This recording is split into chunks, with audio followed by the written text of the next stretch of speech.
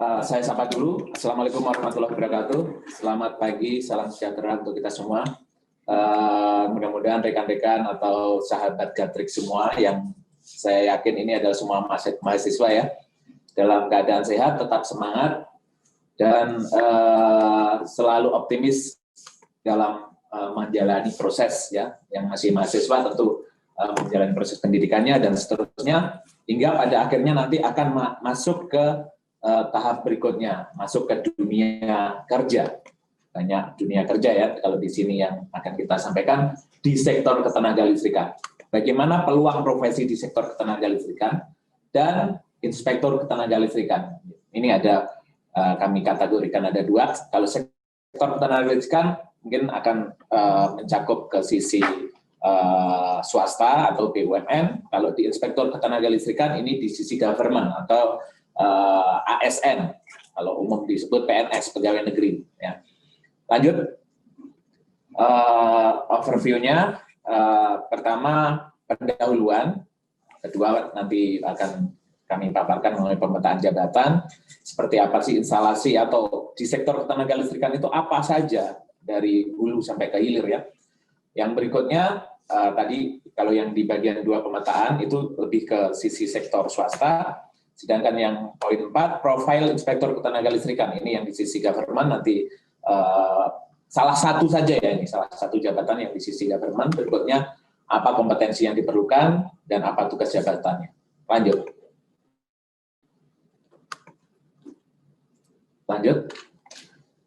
Baik. Saya yakin tadi di awal teman-teman yang hadir pada acara hari ini, semuanya mahasiswa. Kalau kita lihat di sini ada kelompok generasi. Kalau mahasiswa mungkin lebih masuk di range generasi Z ya. Kalau dilihat mulai dari generasi yang awal, ini berdasarkan Pak Codrington dan Pak Marshall ya, mengelompokkan ada generasi tradisional.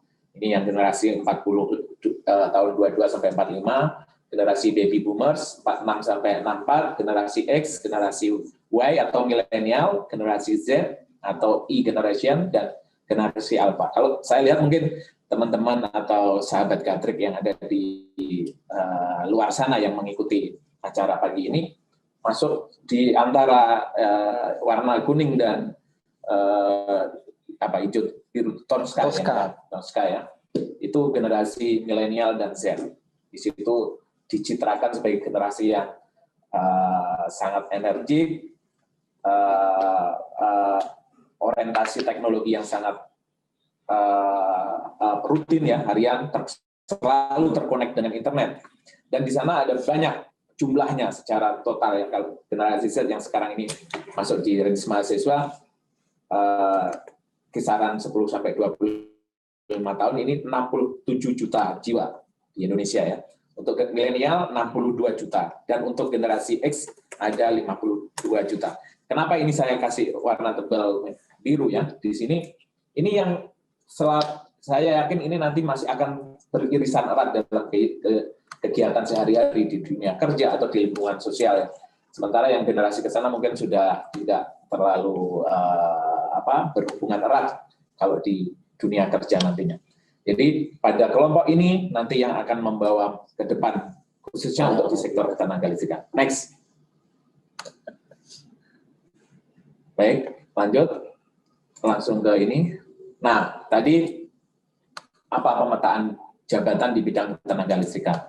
Di situ kalau kita melihat di kamus KBBI, Kamus Besar Bahasa Indonesia, ada jabatan. Jabatan adalah pekerjaan, tugas, dan dalam pemerintah atau organisasi. Ada juga profesi. Profesi adalah bidang pekerjaan yang dilandasi pendidikan, keahlian, keterampilan, kejuruan, dan sebagainya. Jadi kalau jabatan mungkin, kalau boleh saya deskripsikan, di sini terkait dengan bagaimana mengelola suatu organisasi yang di dalamnya berisi orang-orang atau pegawai dengan berbagai kompetensi. Jadi nanti mempunyai kewenangan siapa yang memegang jabatan. Sementara yang berprofesi itu mempunyai keahlian untuk melakukan pekerjaan tertentu.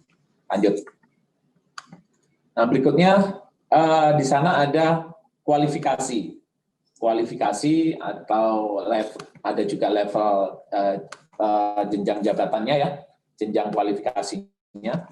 Kalau di sektor ketenagalistrikan ada mulai dari operator atau pelaksana muda sampai dengan ahli utama. Nah, ini ada level jenjangnya, level 1. Nanti dari sisi pendidikan juga bisa pendekatannya di level apa.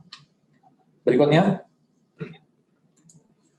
Nah, tadi sama ini urutannya dari yang pertama tadi. Kalau di level kompetensi untuk okupansi jabatan pelaksana muda, ini contoh kemungkinan jabatannya apa? Dia sebagai helper, ya pembantu saja, membantu yang setingkat di atasnya, yang lebih ahli dari dia. Kompetensinya apa? Mampu membantu pelaksanaan tugas, tugas-tugas yang sederhana ya, yang sifatnya rutin, cuma membantu yang lebih kompeten dari dia, gitu ya. Berikutnya tukang atau operator, yang ini yang mampu melaksanakan tugas tertentu sesuai SOP. Jadi dia melaksanakan, tapi mengacu pada prosedur yang ada. Dia hanya mengikuti prosedur yang ada. Berikutnya mandor, sinematografer, mampu memimpin tim kerja tertentu sesuai SOP. Nah, ini lebih sisi leadernya ada di sini. Berikutnya keempat, supervisor, ini okupansinya teknisi muda, mampu melakukan pengawasan pada satu kelompok. Ini supervisor ya, sudah pengawas ya. Berikutnya teknisi media atau asisten manajer, superintendent, supervisor senior. Jadi ini kalau di dunia kerja, baik di khususnya ini kita melihat di sektor swasta dan BUMN, ini sudah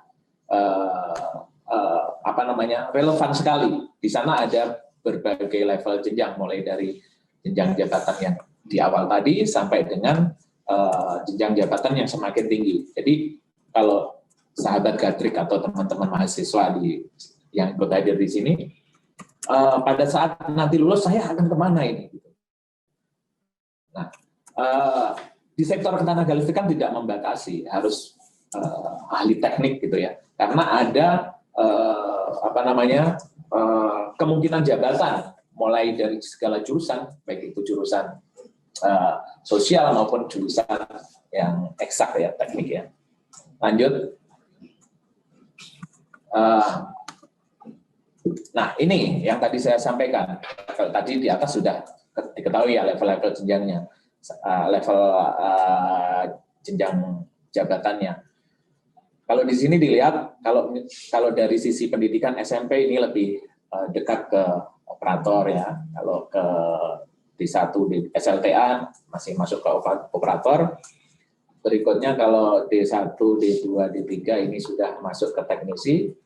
Kalau S1, S2, S3 sudah masuk ke level ahli. Tentu ini tidak serta-merta lulus S1 jadi ahli, tidak. Ini ada proses di mana dalam memperoleh level jenjang tersebut ada uji kompetensinya. Jadi setiap tenaga kerja atau tenaga teknis yang bekerja di sektor ketenagalistrikan, saya pikir di sektor yang lain juga sama, wajib memiliki sertifikat kompetensi yang itu merupakan bukti dari kompetensi seseorang tersebut pada suatu bidang tertentu. Jadi nanti dari uji kompetensi itu akan masuk ke level mana, sahabat Gatrik semua atau teman-teman semua yang akan apply di bidang dunia kerja. Berikutnya. Nah, lanjut. Nah, ini sektor ketenagalistrikan. Cakupan yang sangat luas sektor ketenagalistrikan, mulai dari pembangkit sampai dengan end user ya, di sisi konsumen.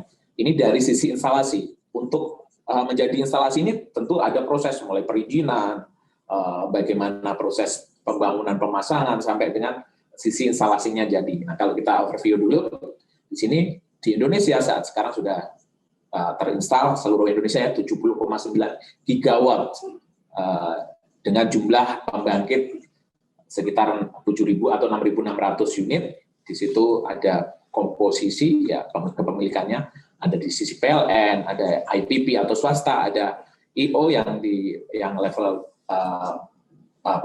mungkin jenis-jenis pembangkit yang kecil yang kewenangannya di pemerintah daerah, ada juga yang kerjasama swasta dan pemerintah. Nah di sini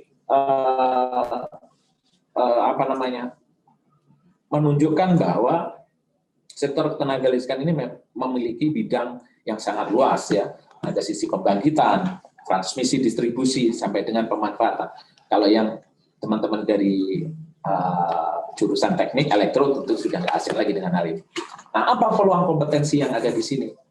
Nah, peluang kompetensinya ada di konsultansi, ada di pembangunan dan pemasangan. Ini sama mungkin kalau yang populer siapa sih? Misalkan badan usaha yang sektor ketenagalistrikan adalah contohnya PLN, ada anak perusahaannya, ada Indonesia Power, ada BJP dan lain-lain. Ada badan usaha lain di sektor ketenagalistrikan yang juga mempunyai lingkup operasi di bidang ketenagalistrikan yang tentunya lingkup profesinya juga banyak, juga bermacam-macam. Nah, kalau tadi disampaikan ada kompetensi level jenjang jabatannya. Jadi di pembangkitan ini ada berapa jumlah peluang profesi. Kalau di sisi konsultansi, pembangunan pemasangan, pemeriksaan dan pengujian, pengoperasian, pemeliharaan dan ahli, ini totalnya ada 1.000 lebih ya peluang profesi. Ya ada supervisor, ada ahli apa, ada ini banyak sekali variannya. Nah, nanti di situ saat ada peluang kerja, tentu teman-teman akan tahu saya akan apply di bagian konsultansi atau pembangunan pemasangan, pemeriksaan, pengujian dan seterusnya. Dan ini ada semua di pembangkit, transmisi, distribusi dan pemanfaatan. Kalau yang bukan jurusan dari elektro, pembangkit itu yang di sisi penghasil listrik, yang memproduksi listrik awal ya. Transmisi, distribusi ini yang menyalurkan listrik, tolnya ya, ini tolnya listrik yang akan menghubungkan kalau dia dilihat misalkan arus listrik itu mobil yang jalan menuju sampai ke rumah titik akhir ya, listrik itu akan sampai ke rumah, ke industri, ke bisnis, ke rumah tangga. Nah di sini kalau pelanggan industri ada 100 yang tegangan tinggi ya, 150 kV. Ini ada 100 pelanggan industri di Indonesia untuk tegangan tinggi, untuk bisnis ada 26.000, untuk rumah tangga ini yang paling besar ada 77 juta pelanggan listrik di Indonesia. Baik, lanjut. Nah, seperti apa pembangkit yang ada di Indonesia? Nah, ini sangat terkait erat dengan peluang kerja tadi. Kalau profesi yang ada di, misalkan teman-teman yang tadi ada di Sulawesi ada apa sih di sisi pembangkit peluangnya? Di sana ada PLTP yang baru ya, yang di bukan maksudnya PLTP ya, kalau di Sulawesi ada pembangkit listrik tenaga bayu atau tenaga angin, ini merupakan yang terbesar di Indonesia, ini ada di Sulawesi. Berikutnya ada sisi EBT juga, energi baru terbarukan. Jadi komposisi di sini menunjukkan bahwa di setiap pulau besar di Indonesia sudah ada komposisi pembangkit-pembangkit baik itu fosil maupun EBT. Lanjut. Itu juga terkait dengan peluang kerja nantinya. Nah ini berikutnya transmisi. Jadi untuk menyalurkan listrik dari pembangkit tadi perlu jalan ya, kalau ibaratnya ini untuk teman-teman yang sosial mungkin yang bukan jurusan dari teknik, menyalurkan dari pembangkit sampai ke end user, ke pelanggan. Ini melalui jalur transmisi ini. Kalau di sisi pembangunan di Indonesia, transmisi di Indonesia totalnya 60.102 kms. Nah ini kemarin teman-teman menghitung total tersebut kalau dikonversi ke lingkaran bumi ya, itu sudah 4,7 kali memutarin bumi. Jadi di sini diameter bumi itu kalau dilihat dari panjang kms transmisi yang sudah dibangun di Indonesia itu sudah 4,7 kali. Coba bayangkan, ini sangat luas sekali bidang sektor ketenagalistrikan di sisi transmisi, yang tadi di sisi pembangkit. Berikutnya di sisi distribusi. Jadi kalau sebagai yang sisi distribusi berikutnya. Nah, jadi kalau yang di sisi distribusi ini kami melihat bahwa PLN sebagai pemegang wilayah usaha yang ada di seluruh Indonesia ini memiliki kantor-kantor distribusi yang cukup banyak ya, yang mewakili di seluruh provinsi di Indonesia ada 34 dengan jumlah aset yang sangat luas. Jadi teman-teman yang ingin berkarir atau bekerja di bidang tenaga listrikan, ada BUMN yang di seluruh provinsi juga ada sektor swasta juga yang lainnya juga di provinsi tersebut.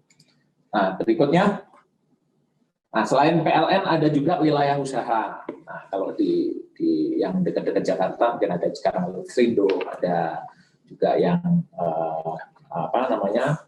PLN Batam ya, yang memiliki wilayah usaha tersendiri yang tidak termasuk dalam wilayah usahanya PLN. Nah, ini juga sektor yang tentunya membutuhkan tenaga kerja yang cukup besar, baik itu dari sisi pembangkit, transmisi, distribusi sampai dengan pemanfaatan. Lanjut. Berikutnya tadi kalau di sisi swasta, sekarang swasta dan BUMN ya tadi. Sekarang di sisi pemerintah memperkenalkan ini ada jabatan fungsional inspektur tenaga listrikan. Tadi disebutkan oleh Mas Pandu di awal ada banyak sekali jabatan di Direktorat Jenderal Ketenaga Listrikan. Ini kami cuplik yang berhubungan dengan tugas pengawasan ya, tugas pengawasan di bidang atau di sektor ketenaga listrikan. Namanya adalah Inspektur Ketenaga Listrikan. Tugasnya membantu pemerintah dalam melaksanakan pengawasan, mulai dari sisi pemenuhan perundang-undangan, pemenuhan ketentuan teknis, dan juga terkait dengan keselamatan dalam pengoperasian instalasi tenaga listrik. Baik, lanjut. Nah, ini ruang lingkup kewenangannya di seluruh Indonesia, tentu sesuai kewenangan Direktorat Jenderal Ketenaga Listrikan dan sesuai dengan kewenangan tugas dari Inspektur Ketenaga Listrikan sendiri. Berikutnya, nah ini di instansi pusat, jadi Inspektur Ketenaga Listrikan ada di instansi pusat. Ini bahas ke pegawai pemerintah ya, inspektur pusat, dan ada inspektur yang ada di provinsi. Kalau di pusat saat ini jumlahnya ada 56 dengan komposisi 48 pria dan 8 wanita. Jadi jabatan Inspektur Ketenaga Listrikan ini terbuka, laki-laki atau perempuan bisa. Jadi tentunya ada syarat bagaimana menjadi anggota atau menjabat sebagai Inspektur Ketenaga Listrikan. Yang pasti syaratnya yang pertama adalah harus lulus saat uji masuk ke ASN atau PNS. Lanjut. Ini yang ada di provinsi juga sama, tentu ada kewenangan yang berbeda yang di pusat dan di provinsi. Kalau di provinsi lebih terbatas pada kewenangan provinsi tersebut, tapi kalau di pusat seluruh Indonesia ada wilayah kewenangannya. Baik, lanjutnya. Nah, teman-teman atau sahabat Gatrek dari mahasiswa dan yang ikut hadir di forum ini bisa diakses nanti kalau mau melihat seperti apa Inspektur Ketenaga Listrikan. Ini ada websitenya, ada link yang bisa dicoba untuk mengenal ya, inspektur.djk.esdm.go.id. Nanti silahkan dieksplor di sana. Dan juga kalau yang mau next, yang ini ada media publikasi, apa sih kegiatan, memang masih baru awal ini untuk pengenalan di publik ya ke teman-teman di luar. Ini ada Inspektur Ketenaga Listrikan, bisa juga mengenal dari sini, nanti akan kita semakin perbanyak informasinya.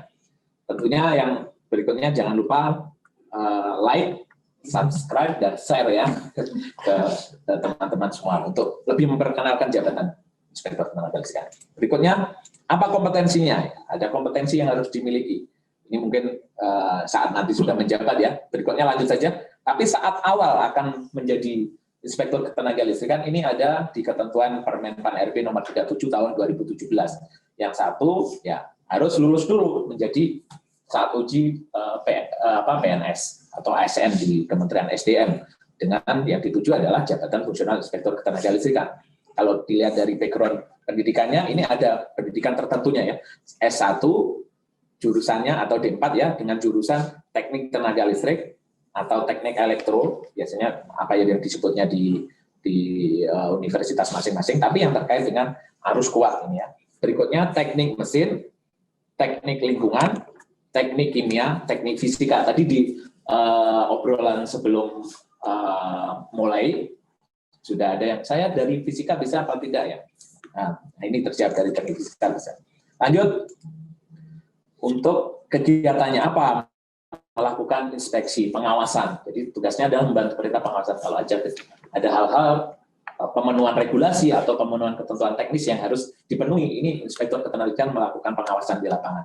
Kepada siapa? Ya, pada objek yang ada di pemilik atau pengelola instalasi tadi, mulai dari sisi pembangkit sampai di sisi pemanfaatan. Lanjut, di contoh kegiatan-kegiatannya terkait ada kejadian-kejadian khusus. Contohnya ada kejadian pemadaman meluas atau blackout yang pernah terjadi di 2019. Ini ditugasin untuk melakukan investigasi dan melakukan evaluasi atas kejadian pemadaman blackout yang luas itu. Berikutnya, hasil dari pengawasan itu sebelum ini. Oh iya ya, baik. Selain tugas inspeksi tadi, ada tugas untuk terkait pemulihan kelistrikan pada kejadian-kejadian bencana alam. Ya, jadi pada saat terjadi bencana alam, banyak sekali infrastruktur tenaga listrikan yang terdampak, sehingga perlu secepatnya dilakukan recovery atau pemulihan. Di situ, Direktorat Jenderal Tenaga Listrikan melalui Inspektur Tenaga Listrikan melakukan pengawasan dan monitoring bagaimana proses recovery, bagaimana percepatan recovery dan atau pemulihan kelistrikan di daerah-daerah terdampak bencana. Ini spesifik kejadian-kejadian khusus saja. Berikutnya, lanjut. Nah, jadi dari hasil pengawasan dan tugas fungsi yang dilakukan tadi, ada laporan, rekomendasi, dan hal-hal yang disampaikan kepada pimpinan terkait hasil inspeksi. Nah, terkait rekomendasi, ini nanti harus ditindaklanjuti oleh badan usaha atau pihak-pihak yang dilakukan pengawasan oleh Inspektur Ketenagalistrikan. Lanjut. Nah, terkait dengan jabatan Inspektur Ketenagalistrikan, di sana ada organisasi profesi. Organisasi profesi Jabatan Inspektur Ketenagalistrikan itu adalah Persatuan Inspektur Ketenagalistrikan Indonesia, singkatannya PERIKSA.